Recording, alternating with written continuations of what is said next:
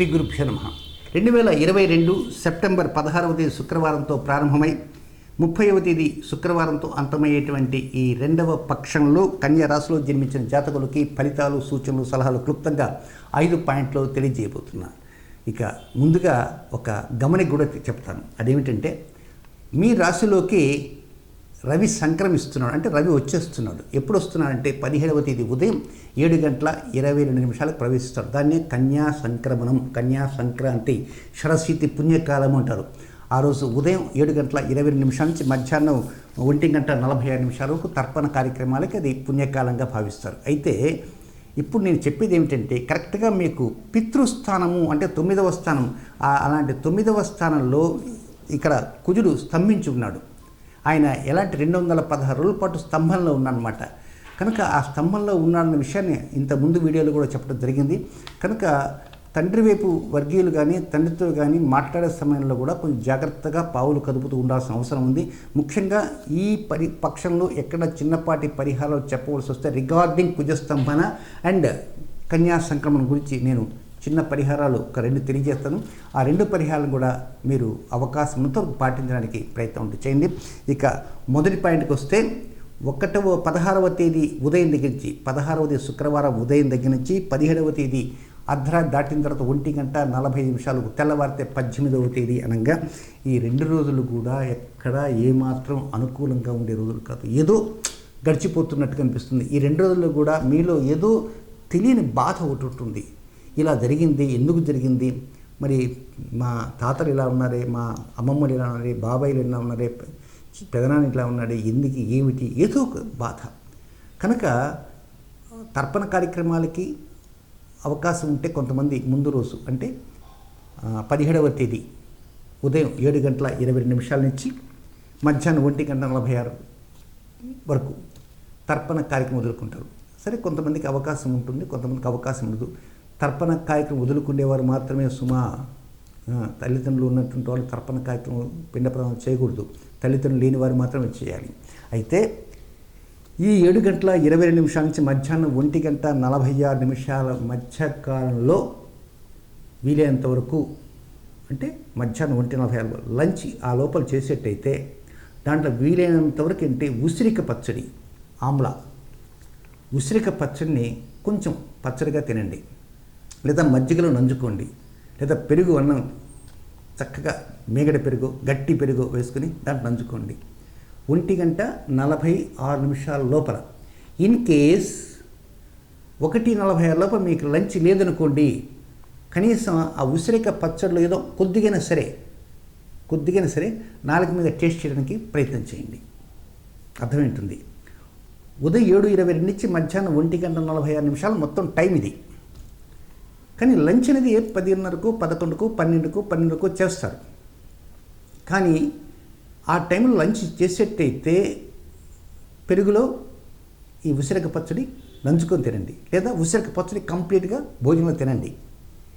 ఒకవేళ లంచ్ లేదు, సమయం లేదు, ఇంకా 2:02 అవుతున్నకు అప్పుడు పుణ్యకాలం కాస్త అయిపోతుంది. వాస్తవంగా షడశీతి పుణ్యకాలం, కన్యా సంక్రమణం.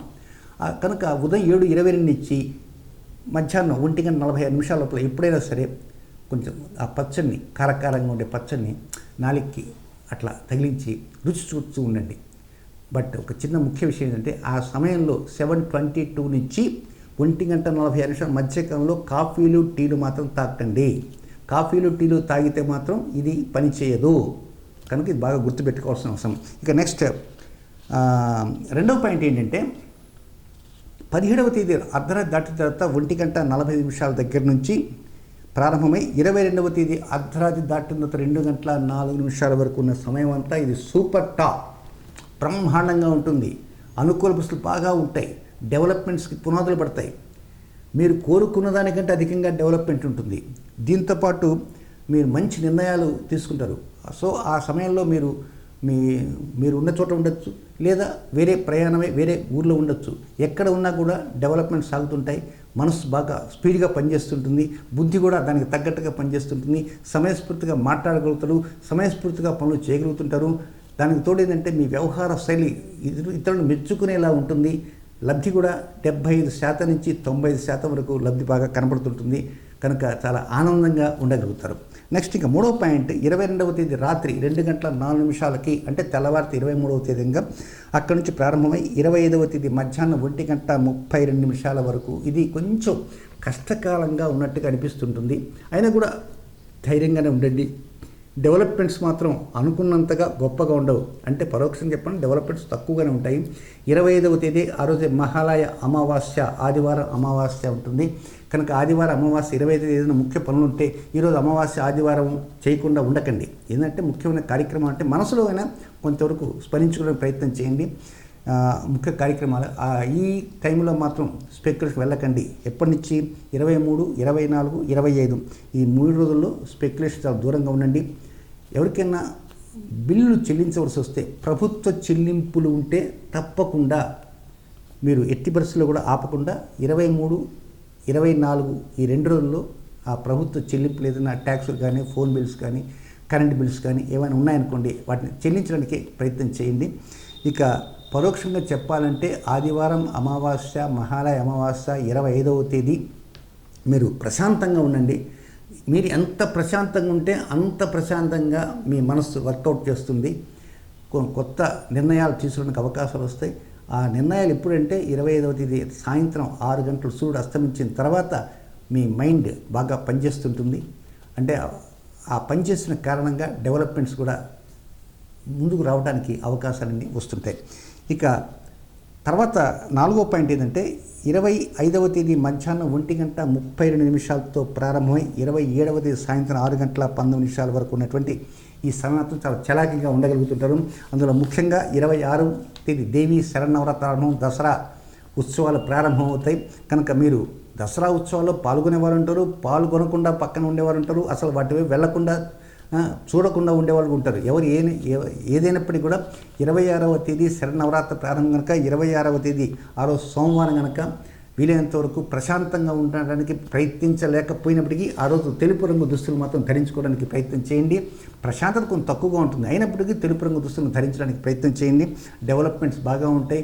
సుఖమైన నిద్రపోగలుగుతుంటారు, సుఖశాంతులను పొందగలుగుతుంటారు, ఆరోగ్యంగా మాట్లాడగలుగుతారు. అదేమిటి ఆరోగ్యంగా మాట్లాడగలుగుతుంటారంటే అది దాంట్లో అనేక అర్థాలు అంటూ ఉన్నాయి. కనుక ఎదుటి వారితో కూడా చాలా ఒక సుహృద్భావ వాతావరణంగా ఉండే పీస్ఫుల్ అట్మాస్ఫియర్లో ఆరోగ్యవంతమైనటువంటి వాతావరణంలో మీరు మాట్లాడటానికి అవకాశాలన్నీ కూడా అంది వస్తుంటాయి. ఇక చివరిగా ఉన్నటువంటి 5వ పాయింట్ ఏంటంటే 27వ తేదీ సాయంత్రం 6:19 ప్రారంభమై 30వ తేదీ అర్ధరాత్రి వరకు ఉన్నటువంటి సమయం మాత్రం ఇది కొంచెం 50-50గా ఉంటుంది. మొదటి 50 ఏంటంటే డబ్బులు చేతులు లేకపోవటం, మొదటి 50లోనే ఆవేశం పెరగటం, మొదటి 50లోనే ఎదుటివారిని దుర్భాషలాడటం, రెండో 50 ప్రతివాడిని హక్కును చేర్చుకున్న ఆనందం పడటం. దీనికి దానికి అర్ధతాత్పర్యాలు లేకుండా ఉంటాయి. వాళ్ళు ఆశ్చర్యపోతారు, ముందు రోజు ఇంత కోపంగా ఉంటాం ఏంటి, రెండవ రోజు హక్కును చేర్చుకోవటం ఏమిటిని. వాస్తవంగా 50-50 పాయింట్లంతా కూడా ఒక్కోసారి అనుకూలాలు ప్రతికూలవుతాయి, ప్రతికూలాలు అనుకూలవుతాయి. ఏది ఏమైనప్పటికీ కూడా 29వ తేదీ 30వ తేదీ 2 రోజులు కూడా సోదరులతో చాలా జాగ్రత్తగా మాట్లాడండి.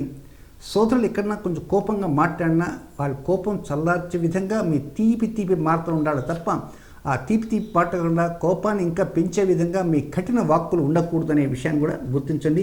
ఏది ఏమైనప్పటికీ కూడా రాబోయేటువంటి నెలలో అంటే అక్టోబర్ నెలలో దసరా పండుగ రాబోతున్నది. ఆ రోజు అక్టోబర్ 5వ తేదీ బుధవారం విజయదశమి కనుక 3 దుర్గాష్టమి, 4 మహానవమి, 5 విజయదశమి, 3, 4, 5 ఒక సూపర్ డేస్గా మీకు రాబోతున్నాయి. కనుక అక్టోబర్ 3, 4, 5లో మంచి నిర్ణయాలకి ఇప్పటి నుంచే ప్లానింగ్ చేయాల్సిన అవసరం ఎంతైనా ఉందని కూడా గమనించండి. శుభం.